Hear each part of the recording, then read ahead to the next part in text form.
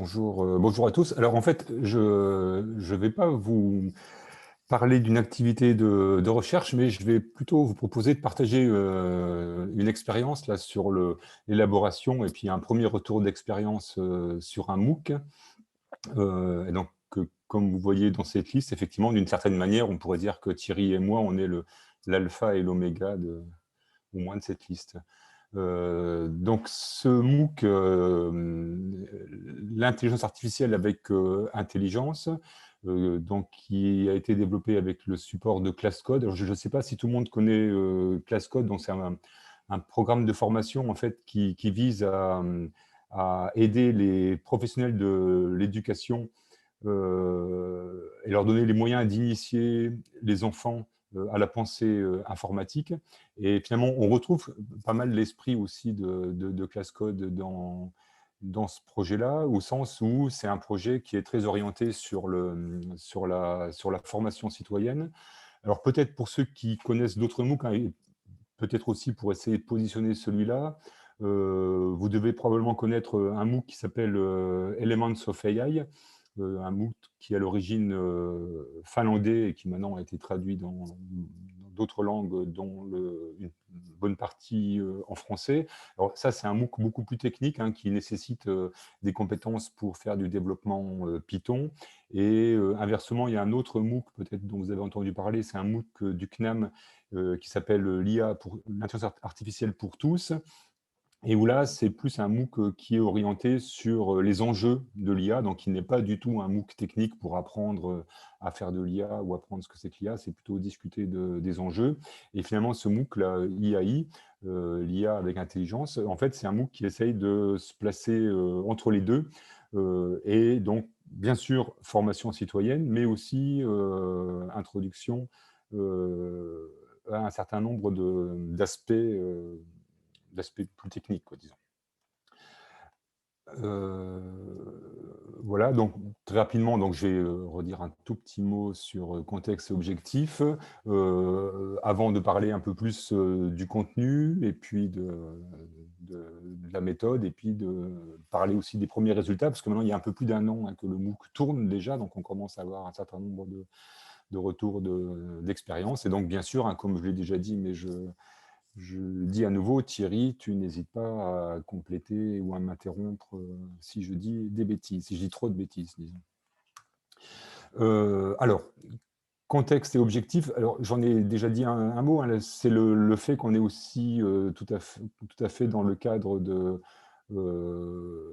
formation citoyenne, et dans cette vision, dans cette perspective qu'aujourd'hui l'informatique a un impact sur la société, et donc il ne faut pas juste subir l'informatique, mais quand même essayer de comprendre ce qu'il y a derrière, pour après, même sans devenir un développeur acharné, et même un développeur tout court de l'informatique, au moins être capable de savoir de quoi on parle, et puis éventuellement faire des choix de manière informée. Et donc là, ce que je viens de dire pour l'informatique, vous pouvez remplacer ce mot-là par l'IA, et on peut dire la même chose aussi, dans le sens où l'IA de plus en plus est présent dans notre monde, et donc c'est vraiment important pour le citoyen de comprendre sa place et de pouvoir l'utiliser ou pas, mais en ayant connaissance de ce qu'il y a derrière. Et puis l'autre élément de contexte, en particulier grâce au programme ClassCode dont j'ai parlé avant, c'est qu'aujourd'hui, les enfants commencent à apprendre la pensée informatique, donc qui est une voie royale, je dirais, pour essayer aussi de comprendre l'informatique. Les enfants commencent à travailler à l'école sur la compréhension de la pensée informatique. Et dans ce genre d'approche-là, on voit bien ce même type d'approche, hein, qui est le fait de plonger dedans, savoir s'en servir, et c'est probablement le meilleur moyen pour avoir du recul et puis comprendre après de quoi on parle quand on le rencontre quotidiennement dans la société. Alors, si je reviens un peu plus sur le contenu de ce MOOC, donc là, j'ai juste pris deux captures d'écran pour vous montrer deux choses. Première chose, c'est que c'est un MOOC qui est structuré en trois grands chapitres. Donc déjà, première introduction à l'IA, puis rentrer plus dans les mécanismes de l'IA, et puis avoir un peu plus de recul sur, disons, IA et société, ou IA et humain.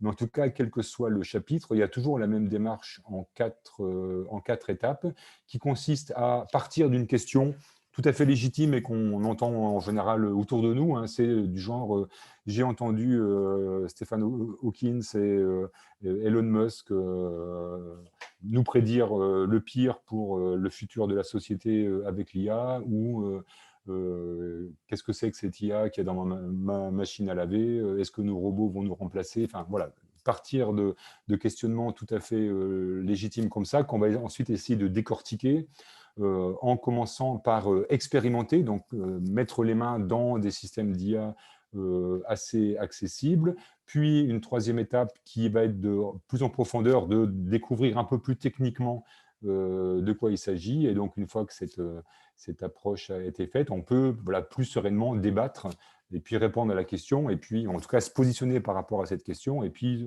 en général aussi ouvrir sur d'autres sujets. Donc là, je montre juste deux illustrations hein, qui montrent par exemple que sur la partie découvrir sur le chapitre 2, ben, on est capable d'avoir vraiment une présentation quand même un peu précise de ce que c'est que le deep learning. Et puis, dès le début, hein, dès le premier chapitre, on est capable de les faire jouer avec un petit programme d'IA et qui permet justement là aussi de décortiquer et de désacraliser un certain nombre de choses. Donc finalement, ces trois chapitres que je reprends ici dans ce slide, ils permettent d'aborder un certain nombre de notions. Donc le premier chapitre qui est vraiment la définition de l'IA, dire ce que c'est et aussi ce que c'est pas, rappeler des aspects historiques. Il y a aussi un certain nombre de pointeurs vers l'intelligence animale et l'intelligence humaine. Et puis après, voilà, la présentation, je pense que vous connaissez tous, hein, sur les différences entre les aspects symboliques numériques, et donc quelques pointeurs vers les aspects basés sur les connaissances et les aspects numériques. Sur le deuxième chapitre, donc là, c'est vrai qu'il y a quand même le focus qui est particulièrement mis sur le machine learning. Et là aussi, avec le fait de vouloir démystifier un petit peu un certain nombre de termes et d'approches. Et pour finir, sur le troisième chapitre, réfléchir un peu à l'impact au niveau de la société. Alors, bien sûr, je ne rentre pas dans les détails, d'une part parce que je n'ai pas le temps, et puis d'autre part parce que le but, hein, c'est que si vous ne connaissez pas IAI, c'est le mieux, c'est de vous inscrire, et même pour des gens comme vous qui ont déjà une certaine connaissance, une certaine approche de l'IA, je pense que ça peut être intéressant éventuellement de voir certaines... la manière, en tout cas, qu'on a choisi pour poursuivre ces différentes approches.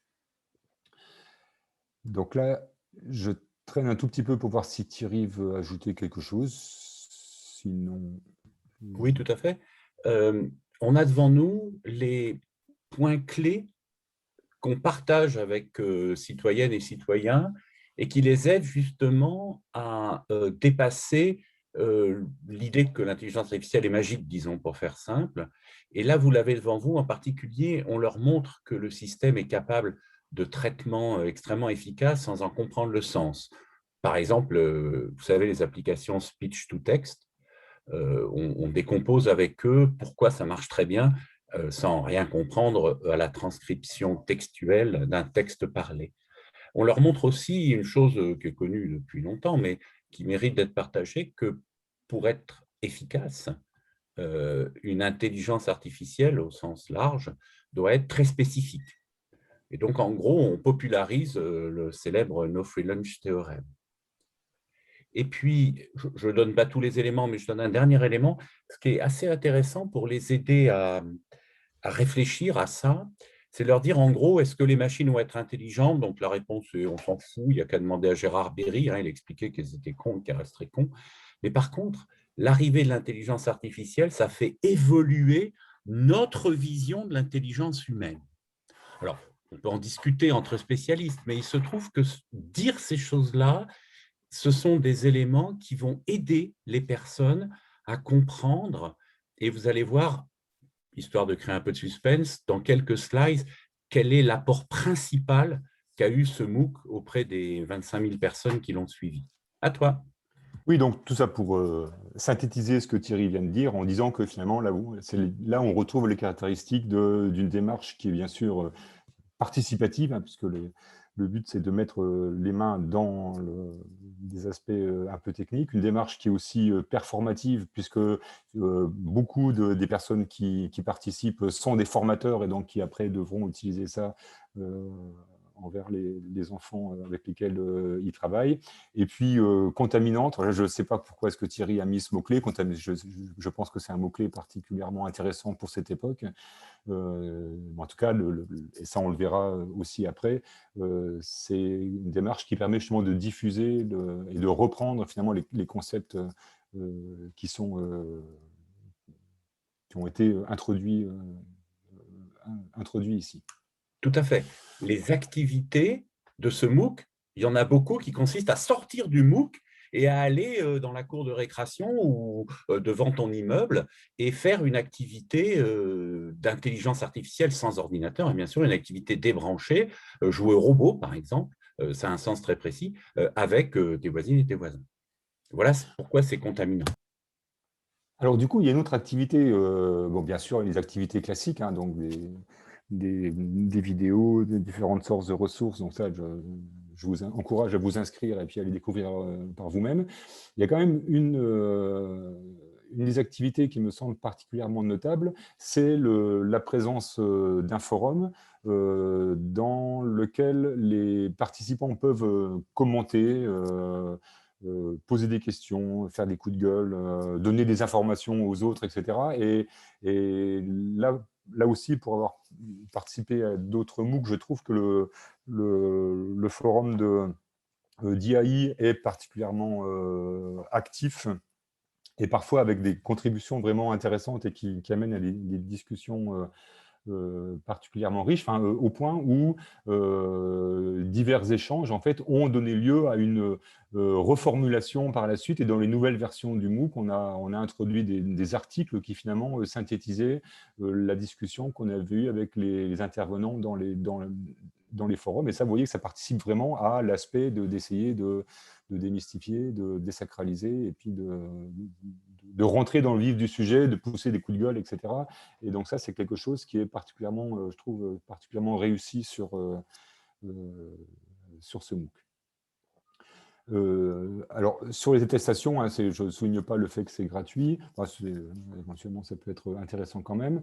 Mais on verra les chiffres tout de suite après. Mais quand même, le fait de dire que en fait, 10% de ceux qui commencent vont jusqu'à l'évaluation. Et donc là aussi, si vous suivez d'autres MOOC, hein, vous voyez que c'est le double à peu près de ce qui se passe dans des MOOC habituels. Donc, puisqu'on parlait des chiffres, voilà, aujourd'hui, donc le MOOC a commencé il y a un peu plus d'un an. Il y a 25 000 inscrits. Donc là, vous voyez un certain nombre de statistiques qui sont présentées. Peut-être que Thierry aura des choses supplémentaires à dire sur ces statistiques. Moi, je fais juste un commentaire sur le questionnaire et le retour d'expérience qu'on leur demande à l'issue du MOOC. Alors, non seulement que effectivement les retours sont en général très positifs, mais aussi, je pense que ce qui est particulièrement notable, c'est le fait de se rendre compte dans les commentaires, c'est que à l'issue du MOOC, leur niveau technique a augmenté. Donc, ce n'est pas uniquement un MOOC sur discussion citoyenne, mais ça leur permet aussi d'avoir appris à faire de l'IA. Ils font moins d'erreurs et surtout, ils ont moins peur aussi des angoisses légitimes dont je parlais avant. Et puis, un autre élément qui est important, c'est le fait de voir qu'à l'issue du MOOC, ils commencent à utiliser ça ailleurs. Donc, effectivement, ça leur donne des notions qui peuvent être, donc d'où l'aspect contaminant dont on parlait tout à l'heure. Donc, c'est aussi quelque chose qui est très satisfaisant. Thierry, est-ce qu'il y a d'autres chiffres Oui. que tu veux commenter? Ouais, le petit article scientifique sur nos résultats là qu'on a publié, il dit en gros que le plus important, c'est que les gens ont moins peur. C'est-à-dire ceux qui étaient pour, ils sont toujours pour, toujours contre, c'est très bien, on ne les a pas fait changer d'avis, mais ils ont adopté un point de vue beaucoup plus objectif dessus. Et ça, vous vous doutez qu'on est plutôt content. La deuxième chose qui est vachement intéressante, c'est qu'effectivement, ils le réutilisent. On a beaucoup d'éducateurs au sens large, c'est-à-dire en gros du parent au prof. Et vous savez qu'à l'école, dans le secondaire, on étudie l'intelligence artificielle uniquement en terminale dans le programme de sciences, de manière explicite. Mais on en parle un peu aussi dès qu'on parle d'informatique, y compris Fernando, qui pose la question de ce qu'on appelle l'apprentissage de la pensée informatique. Je te fais la version très courte. En gros, le message, c'est hey, c'est pas que de la programmation. L'idée, il y a une vraie définition, il y a un article de Wing là-dessus, mais permets-moi juste d'insister sur un aspect. Une des grosses erreurs, c'est qu'en gros, on leur apprenne à programmer et qu'ils ne lèvent pas le nez du guidon de leur console Python.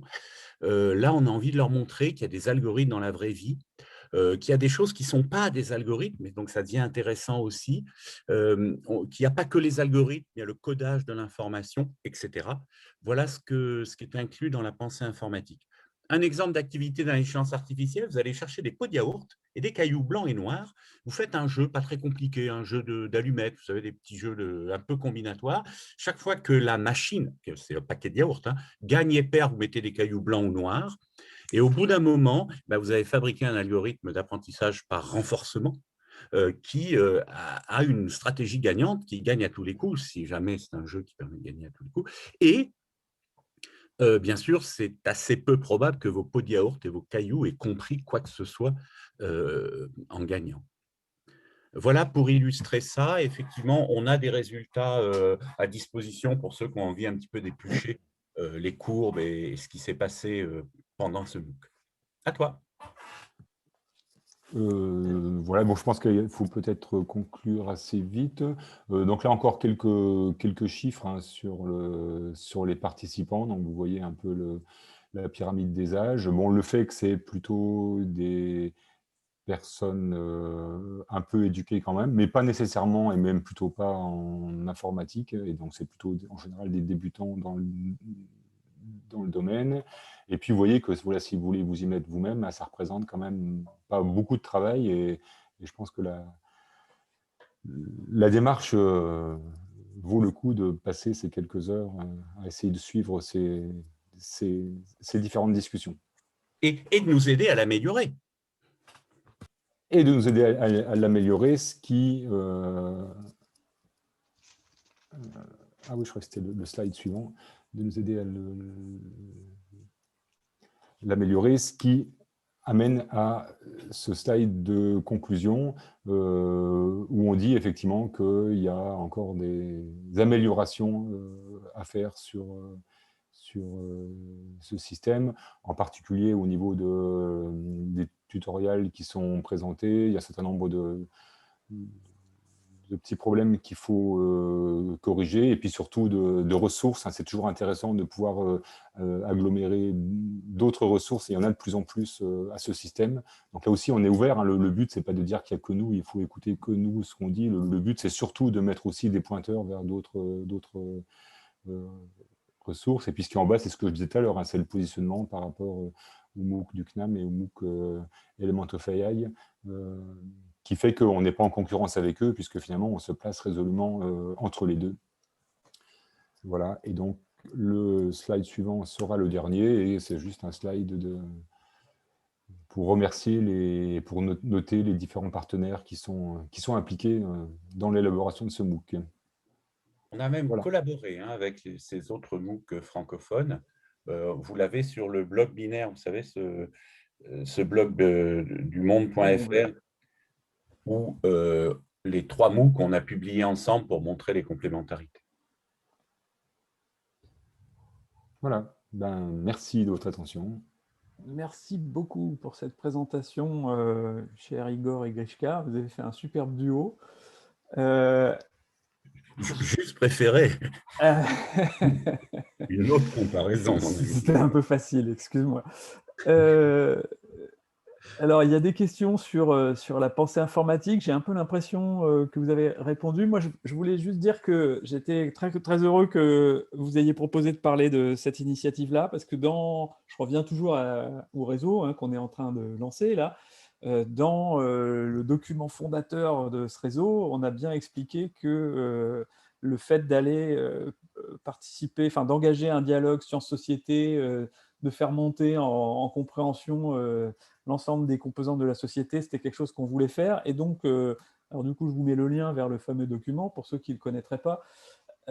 Mais ça fait partie des choses qu'on doit adresser dans ce réseau. Et donc ça, c'est un très bon exemple de choses qui ont déjà été faites. C'est un exemple de choses sur lesquelles on peut s'appuyer aussi, qu'on peut recommander. Alors, vous l'avez présenté sous un angle qui était quand même très orienté public jeune, mais on est d'accord que ça peut se recommander à des élus, par exemple, au hasard. Ah, surtout des élus, bien sûr. Oui, Voilà. parce que Ou des futurs élus qui sont jeunes. Mais oui, tu as raison, c'est vraiment un truc citoyen, Nicolas. Et dans la pyramide des âges, finalement, pour te donner 2 fois raison, on a touché plus les éducateurs des jeunes que les jeunes eux-mêmes.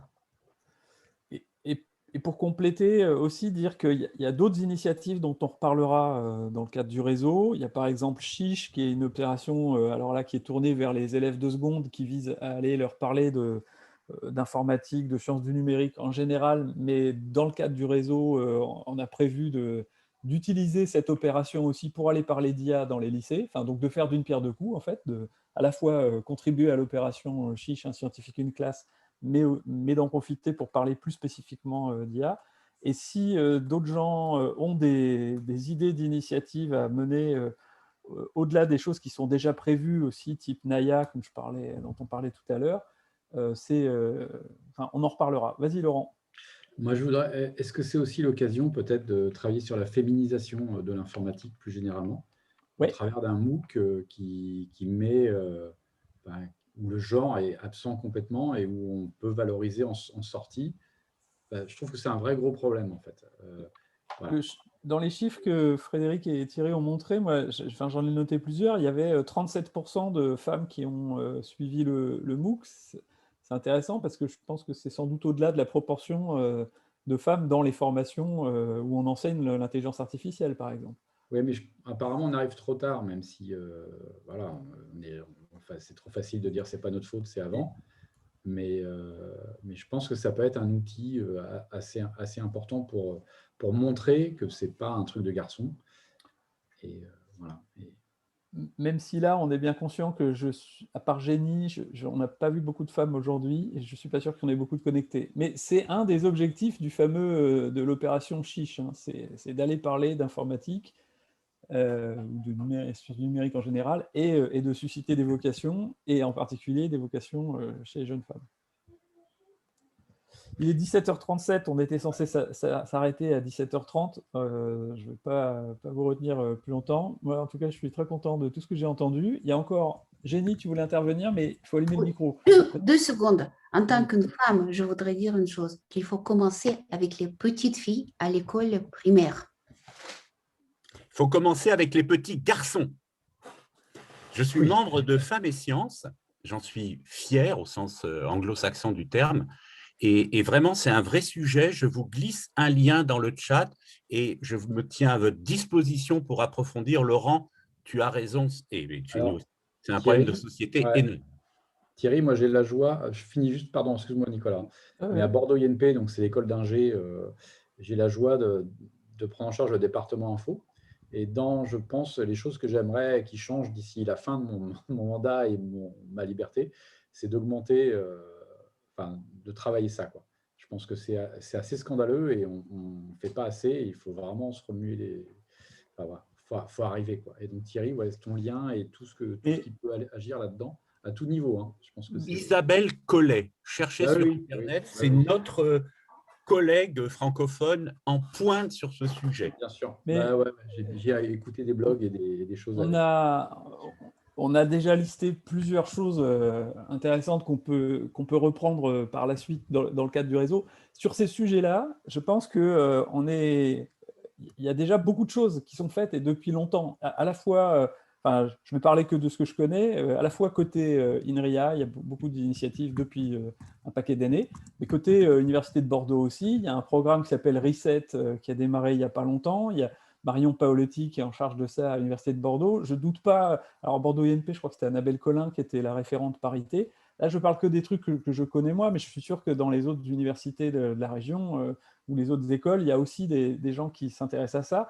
Et déjà partager toutes les choses qui ont déjà été faites, les réflexions, les trucs qui ont déjà été organisés et les refaire, ce serait déjà pas mal. Donc, il faudra faire ce travail-là. La granularité de la région est pas mal pour faire des actions dans les collèges, les lycées, pour montrer qu'il y a des femmes en informatique, pour faire ce travail-là. Je pense que c'est une bonne granularité.